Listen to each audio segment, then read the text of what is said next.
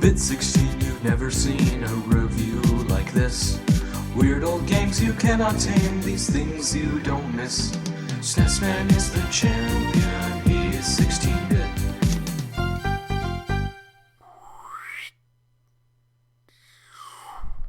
Don't we all wish we lived in the time of the dragons, slaying monsters, using magic, earning gold, and who could forget teaming up with your medieval homies to bring in the treasure? And trust me, nothing gets your medieval blood running like King of Dragons, a 1994 Capcom game for the Super Nintendo. Here's the title screen for our classic Dragon Slayer tale. Let's get down to gaming.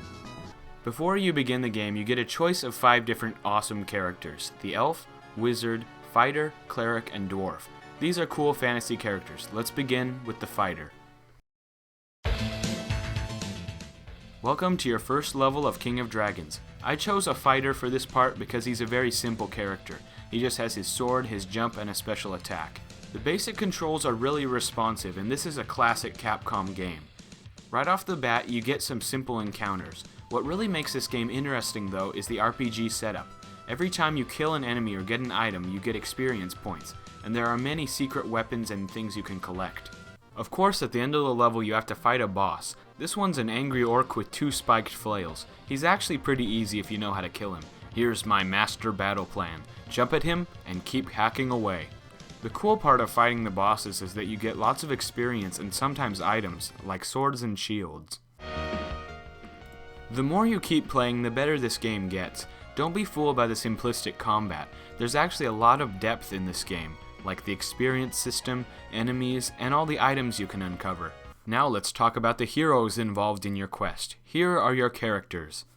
First, let's talk about the fighter, the standard character. This is your run-of-the-mill average character. He's got his sword, his jump, and a shield attack. The shield in this game is not the most useful though, because it's somewhat awkward. Still, for fighters, it can come in handy from time to time. Next is the dwarf, and there's something I have to clear up. A dwarf is a race, not a class, not a job. You can't just choose to be a dwarf. So why would they call him just dwarf? Oh well. He's pretty much the fighter except slower and wimpier. Next, we have the elf, who, like the dwarf, is named on race and not his job as an archer. But anyway, he's a pretty interesting character. He's got great range and can fire quickly, which is really fun to use. His main problem though is he has no shield and he has low health. A breeze blowing by could break this guy's bones. Now our fourth character is the cleric. This guy's covered in armor, but he's not really that strong. He relies on defense, and the problem with defense in this game is that the shield is terrible. You have to press it, but there's an awkward delay before it works, so I don't really recommend using the defensive characters. Last is the wizard, the most powerful of all. He freaking owns. What's really funny is that you can be fooled into thinking he sucks. At first, his fireball attack is horrible and his magic is his only good thing. But then, near the end of the game, he has fire and lightning. Yes, that's his normal attack, a blast of fire. That's how much this guy rocks near the end of the game. You just gotta wait it out and bide your time. In fact, the wizard is maybe too strong. Compared to the fighter who's just swinging a sword, he freaking owns. I mean, this is the character that I beat the game with most. The character's one downside is that he's kinda slow and wimpy. His health is relatively low and he doesn't move very fast.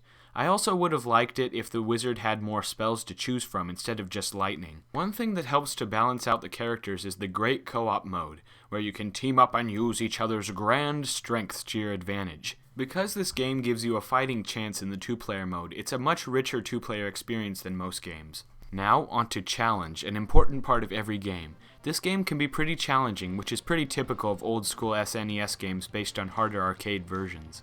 As soon as you hit the 3rd level, the bosses and the game in general start getting harder. The enemies just come up in these giant hordes that are tough to take down. And of course, bosses. The bosses can be pretty tough to defeat. In general, they're pretty well designed. They're fun enemies to take down, and the mythical setting really makes things more interesting than the standard beat-em-up. There are some problems with the bosses though, like this Dragon Rider. Capcom just can't get enough of stupid Dragon Riders. They make you fight the same guy 4 times recycled through. Capcom sure does love to recycle, don't they? Anyway, this adventure is a long and tough one. My main suggestion: 1. Learn how to play the game well and get used to the bosses. 2. Search around the stages for secret continues. Those will bail you out. You'd better find these unless you want to be the final boss's barbecue surprise. Let's talk about the sound and music. First, the sound effects. Most of the sound effects are pretty normal, but there's one hilarious thing that I love about this game. Whenever your characters stand up or get a new level up, they make this hilarious noise. Wouldn't it be awesome if people in real life said that noise, like you stubbed your toe, then you get up and you go, whoa! I wonder how the recording process went of making that sound. Alright, Capcom sound effects test reel, action. Whoa! Cut, no, let's try it again. Here's your motivation. You are an adventurer who just rose up in battle, triumphant, and you go, whoa! Do it again. Take 2. Whoa! Cut. Take 3. Whee! Cut. A masterpiece! Ah, yes, but is the music as memorable as that sound effect? Well, not quite, but we still have some catchy tunes here.